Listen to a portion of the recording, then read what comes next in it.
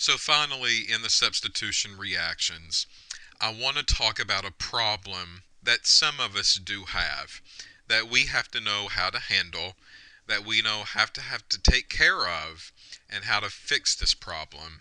And that's the problem of termites. Okay, yeah. So termites actually have hand in hand with substitution lectures. And now is a good time as any to talk about termites and talk about how they're related to substitution reactions and what goes on in the substitution reaction with them. So if we look at termites, well, we do not want termites around, especially our home. So we need to get rid of them when we can. We need to kill them. And there's a common way that we kill them, and that's by using an organic, kind of like an insecticide. And this organic is nothing more but bromomethane. That's all that it is. So these termite killers that are out there, they're probably bromomethane derivatives or bromomethane. And they do a specific job. So methane, of course, is CH3 and bromo is Br. And a substitution reaction goes on with bromomethane. So what happens is that inside of most biological activities, we're talking about much, much larger molecules. They're not molecules that we can just draw on a sheet of paper. We really need computer imaging to show these molecules, especially these enzymes which make us tick, that make us work. So very often we'll draw these enzymes as these globs on a sheet of paper.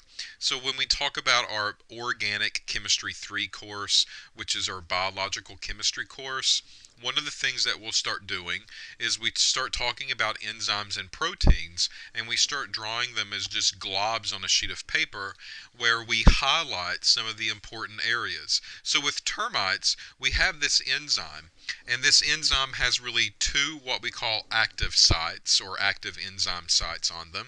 And one is a thiol group, which is an SH group, and the other one is an amine group, and that's an NH2 group. So we get these two functional groups that kind of hang out in the enzyme that really allows the enzyme to do what it needs to do, makes it move and makes it work on a daily basis. The termites need that enzyme. If it wasn't for the enzyme, nothing would go forward. So we've gotten creative and we said that, well, if we add something like bromomethane into the mixture, then bromomethane and this SH group or this NH2 group can undergo a substitution reaction. And what we end up with now is an enzyme glob. And on this enzyme, instead of an SH, well, the H has gone away, and on has came the CH3 group. We have done what we call methylated.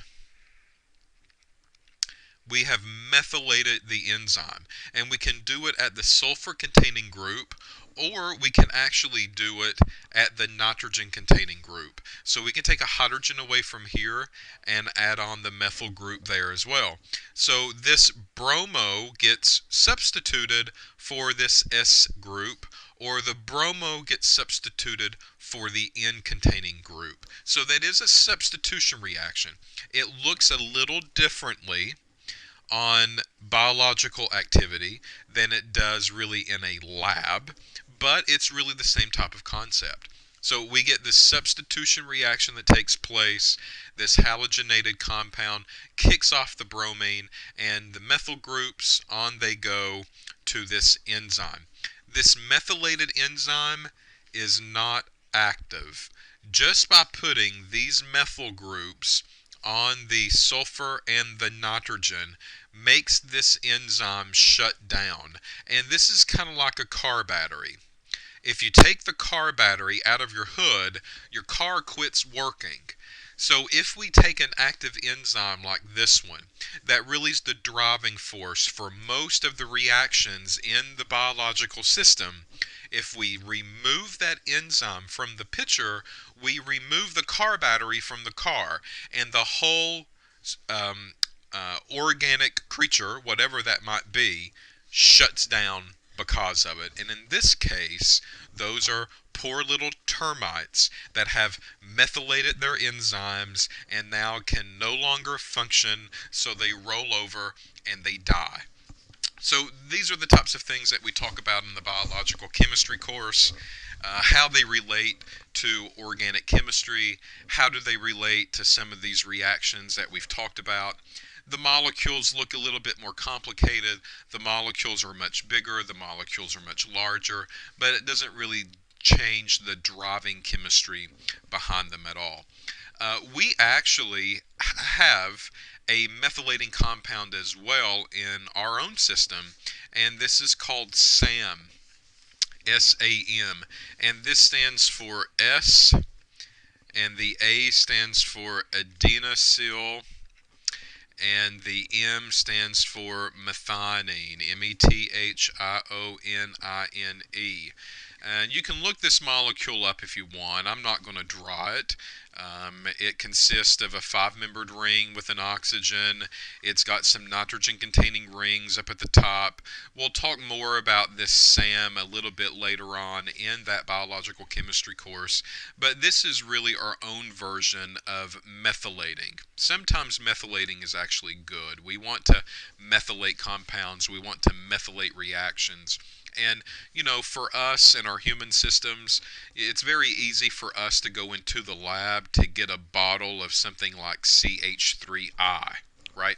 And throw it into a reaction flask and methylate that organic using something like methyl iodide. However, our body really can't have a source of methyl iodide. It's got to come up with the methyl in some other way, and the way that it comes up with that methyl group is using something like SAM. This SAM is naturally occurring, and it's not uncommon to see some of the SAM sold on a health food store shelf. So the next time you go into Whole Foods or the next time you go into some kind of nutritional store, look for a product called SAMe, S-A-M with a lowercase e. We call that SAMe, and this is basically S-adenosylmethionine, and it's sold again in many health food and drug stores. And the reason that people use it and buy it is that they think that it really helps people with depression, and it helps people with arthritis. The FDA does not regulate it.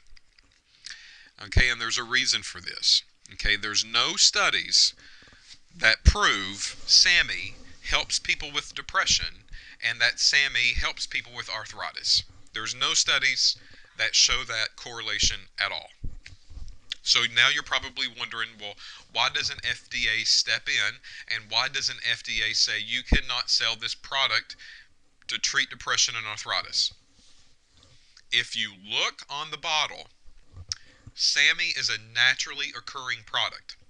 So first, FDA looks at naturally occurring products, and they believe that they do not have to regulate them, most of them at least. Oh, well, Mother Nature grows it? Oh, well, your body already has it, your body already uses it. Well, we don't really need to step into the picture and begin to regulate compounds such as those. Okay, most of them, not all, but most. So SAMe is found on this shelf. It's not FDA regulated, and the other reason that it's not FDA regulated is because nowhere on the bottle of SAMe does it say it treats depression and arthritis. And as long as they do not claim that this pill or medicine makes you better, then the FDA can't really go in and regulate those types of products. These are just natural herbal remedies.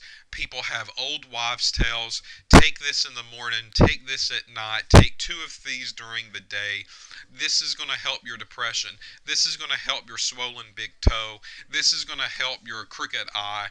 Trust me, it doesn't really say it on there, but I know from experience this medicine works. Okay, that's what goes on. It's just really word of mouth. So companies like those types of products because they can package them, they can peel them up, they can put them in a bottle. They don't have to make any claim on them at all that they do this or they do that. They put them on the shelf and people go to them and they buy them up for whatever reason they think works. At least it's in their head. They think it works. It might not. Maybe it's a placebo effect, but it doesn't matter because the company's still making money. So that is what we call SAMe. It's out there. You can do it. It's a methylating compound, and it works by substitution reactions, just like all of these other previous examples did.